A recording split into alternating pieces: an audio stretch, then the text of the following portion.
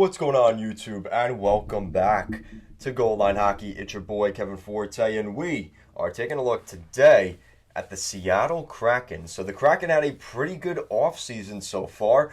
They addressed some needs that we knew they were looking to address, right? They wanted to add another scoring winger to add some depth to that forward group, and they also added a top four defenseman. So we're going to go over those two key signings for the Kraken here this offseason.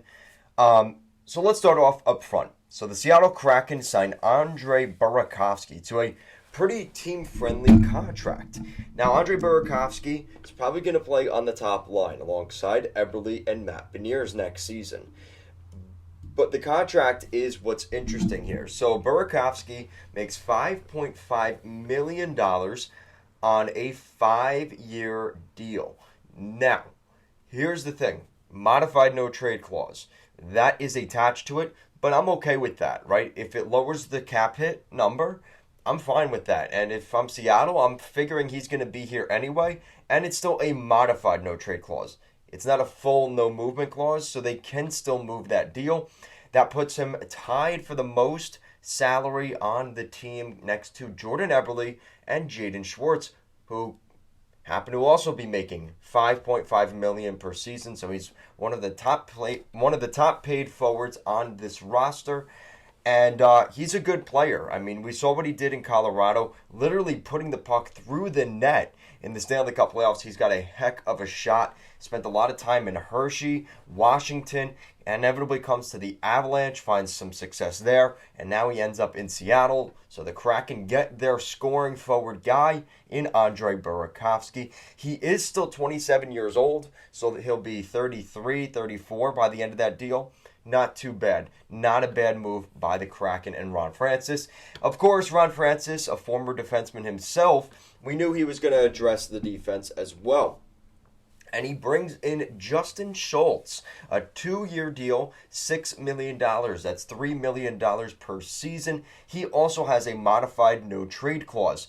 This is a good contract for the Kraken because it allows them to build some depth on the right side. Because right now you've got Jamie Alexiak, Vince Dunn, Adam Larson, and now you add Justin Schultz into that top four.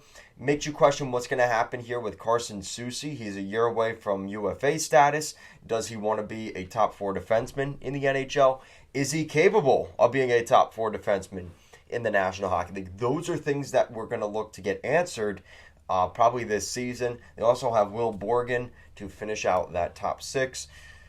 They could still use another body. I think right now when you look at the Kraken, it's something that is definitely a need that needs to be addressed. They addressed it halfway, which obviously helps.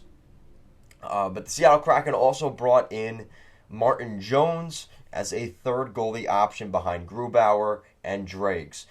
So Chris Drieger, Philip Grubauer, and then Martin Jones. So the Seattle Kraken did pretty well, right? They pick up a top four defenseman on the right side. They pick up Burakovsky, who can score goals. I would expect him to score anywhere between 20 to 30 goals next season, if not more than that. Really good hockey player, and I think that in Seattle, with maybe more ice time, we could even see more from Andre Burakovsky. So guys, let me know what you think in the comment section down below. What do you think of the Seattle Kraken signing Andre Burakovsky and Justin Schultz? Are they good fits?